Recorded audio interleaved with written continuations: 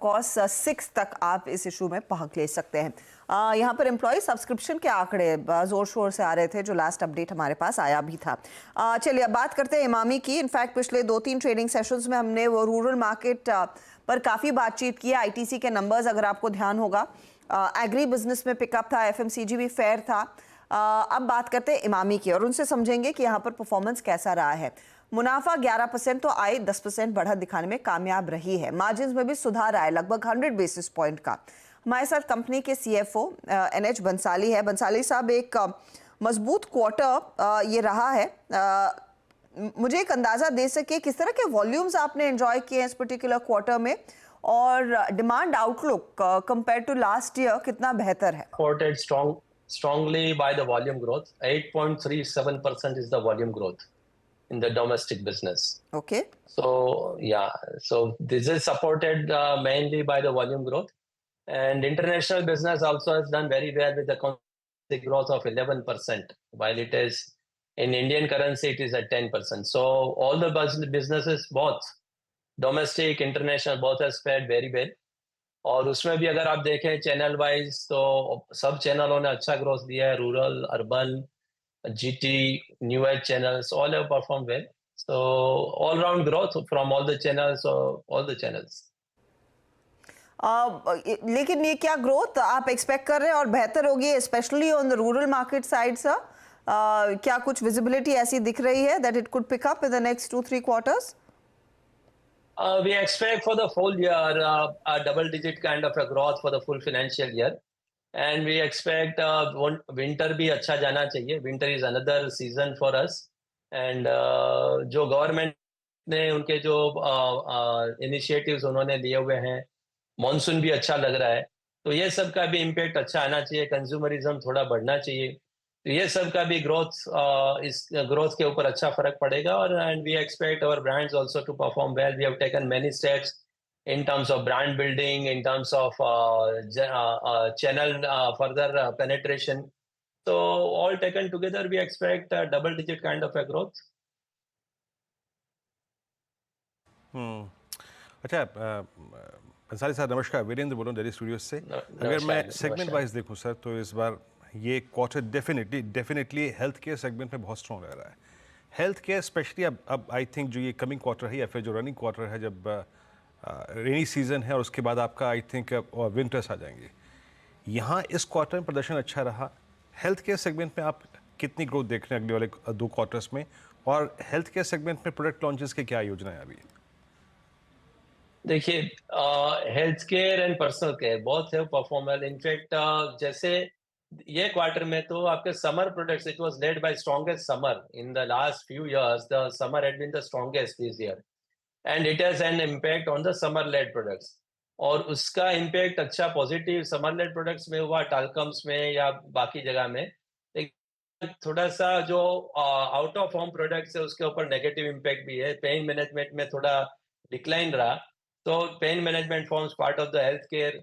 In going forward जैसे वो because it was mainly for the season, तो एक जगह में कम आया, एक जगह में ज्यादा है, तो उस तरीके से on an overall level we expect for the full year also forward a double digit kind of a growth. There could be some pluses and minuses here or there.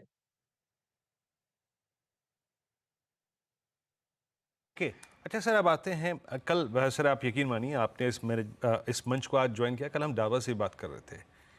2 चीज़ें पूछना चाहूँगा सर, एग्जैक्टली अच्छे volumes generate क्या कर रहा है, rural कैसा कर रहा है, कैसा करने की संभावना लग रही है, और क्या पैकेजिंग में आपने रूरल मार्केट के लिए कुछ तब्दीली की थी, छोटे PACS, lower price PACS, is that working for you?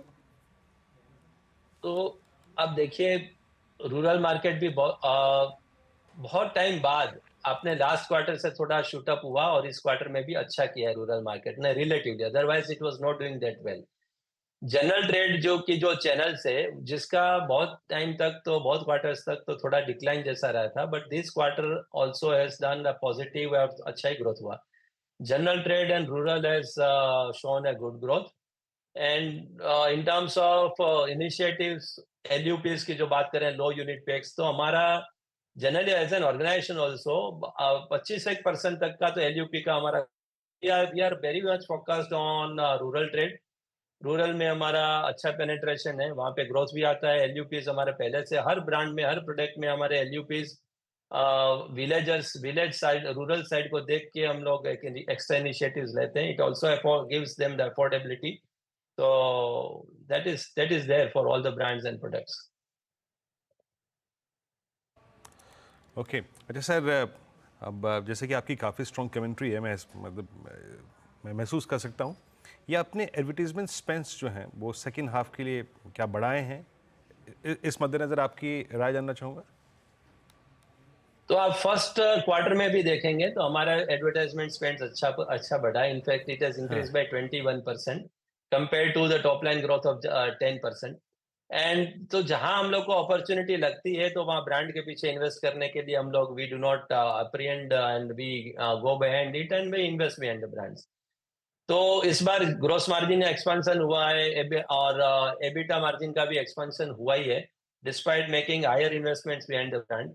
Going forward in the rest balance period part of the year, we also expect थोड़ा वो benign ही रहेगा, and we will be investing behind the brand. But despite this, EBITDA margin has to improve a little. मैं आपसे वही quick question पूछना चाहूँगी बंसाली जी, ये जो आपकी मेंस ग्रूमिंग लाइन है, कंसिडरिंग आपके पियर्स ने भी अग्रेसिवली उस बिजनेस में इन्वेस्टमेंट्स किए हैं, किस तरह की ग्रोथ इधर डिलीवर हुई है? फेयर एंड हैंडसम के क्या कुछ और प्रोडक्ट्स आप लॉन्च करेंगे जो शायद मेरे सहयोगी वीरू भी आगे यूज करें?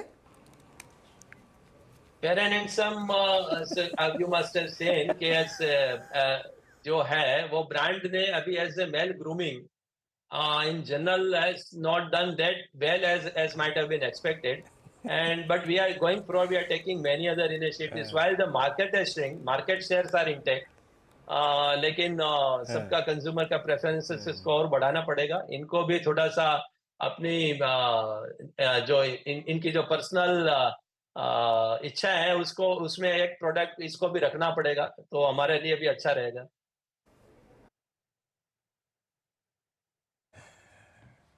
कोई बात नहीं सर, कंट्रीब्यूट करेंगे for the betterment of Emami. Volume join करने के लिए हम भी अपना पूरा योगदान करेंगे, चिंता मत करिए। आज ही शाम को लेके आएंगे। Anyway sir, thanks very much, बहुत बहुत शुक्रिया आप इस कार्यक्रम में शामिल हुए और स्ट्रॉन्ग कमेंट्री रही आपकी। Thank you sir and have a nice weekend sir. बहुत बहुत शुक्रिया इस कार्यक्रम में शामिल होने के लिए और अगले क्वार्टर के लिए आपको बहुत बहुत शुभकामनाएं। या एक बार इमामी लेके आइए और इमामी राजेश जी, आपका व्यू इमामी पे और 783 आपकी स्क्रीन पे आएगा और ये ऑलमोस्ट इसकी ऑल टाइम हाई ट्रैजेक्टरी है। अभी क्या व्यू है सर आपका यहाँ पर? बहुत दिनों से पॉजिटिव रहा डायरेक्टर साहब। कहिए जी। बहुत दिनों से हम लोग ने इमामी पे पॉजिटिव व्यू रखा है, हमारे क्लाइंटों को दिलाया हुआ भी है। कंपनी की अगर परफॉर्मेंस की बात की जाए तो इस तिमाही में 10% टॉप लाइन और 10% के लगभग बॉटम लाइन में जंप देखा गया, जो कि अच्छा ही कहा जा सकता है कंसिडरिंग द फैक्ट की साइज बड़ी है और बाजार उतने अच्छे साथ नहीं दे रहे थे, लेकिन उनकी प्रोडक्ट प्रोफाइल बहुत स्ट्रांग है।